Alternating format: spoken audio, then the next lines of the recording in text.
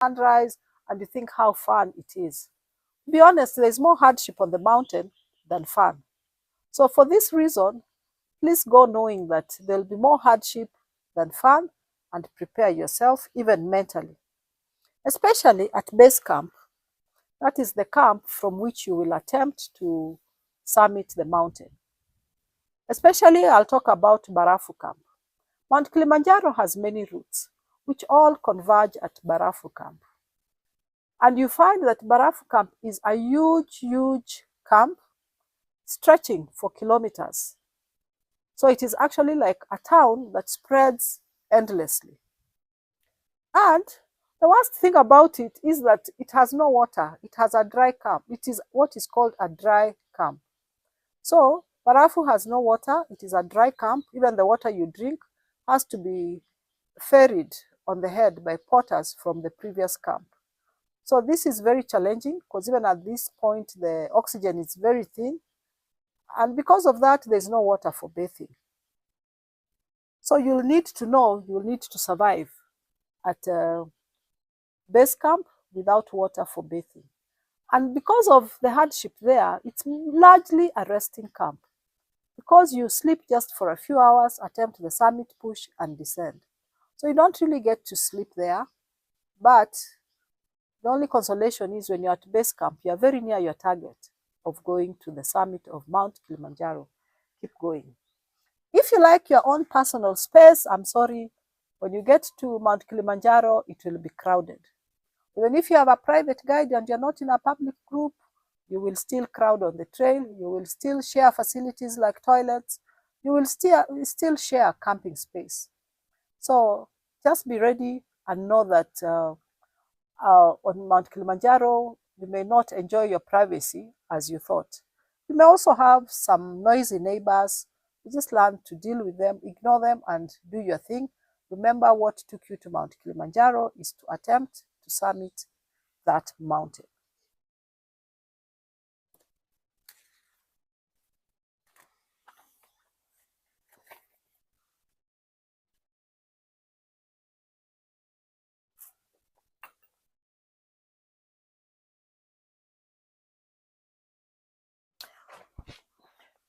Another important lesson or reality I need to draw to your attention is that even as you go to climb Mount Kilimanjaro, you may not summit. In my group, 10 out of 29 people failed to summit. This means only 19 of us summited, so our success rate was 66%. There are many statistics there on the probability you will summit. Most of the statistics indicate that your probability of summiting is only 50%. So you have only half a chance of summiting Mount Kilimanjaro. Initially, during the preparations to go to Mount Kilimanjaro, in our group, I'd had people talk about 95%, 90% success rate. I don't know which side you will fall, but just remember that like in every race, there'll be winners and losers. So you might be one of the 50% or 34% that will not summit. This may be difficult to accept, but for your own mental health, as you go to Kilimanjaro, please remind yourself only about half the people get to summit Mount Kilimanjaro. So it is good for you to actually prepare yourself mentally so that you are not depressed when you fail to summit Mount Kilimanjaro, since you only have 50% chance of summiting. This is the reality nobody tells you, but that is the truth on the ground. If you find yourself in this situation, please do not despair, don't lose heart, and if possible, just seek counseling.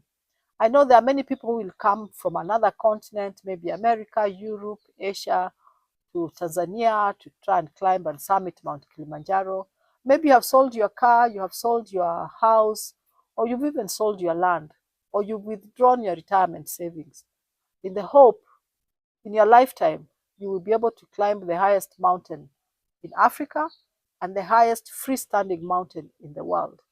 But you get to Tanzania, you go to Kilimanjaro, a day, 2, 3, or even you go to the summit attempt, and you fail to summit, I would say seek counsel, because it can be very traumatizing and mentally depressing. So not summiting is actually part of climbing a mountain. So this is another reality that you should keep in mind. And also, as much as I've advised you to get medical insurance, take all the precautions, the reality is that nobody tells you, but you're never 100% safe on Mount Kilimanjaro. There's always a chance something could happen. You could get altitude sickness, you could need evacuation, you could fall, you could break, you could have an accident, you could break a bone. All these things happen all the time. So as you go to Mount Kilimanjaro, please tell yourself that you want to be safe, you'll give it your best, but also just know the truth is you are never 100% safe.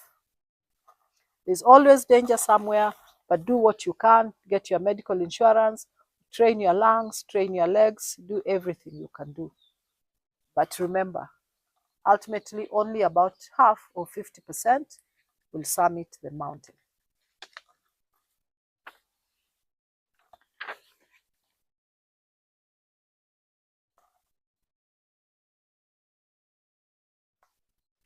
So I want to tell you about some strategies that can improve. I want to tell you about some strategies that can improve your chances of summiting Mount Kilimanjaro. The first thing that I wish I knew, and now that I know better, I will tell you about it. Sleep as close to the summit as possible. On Mount Kilimanjaro, people attempt summiting from two main places. From the Baraf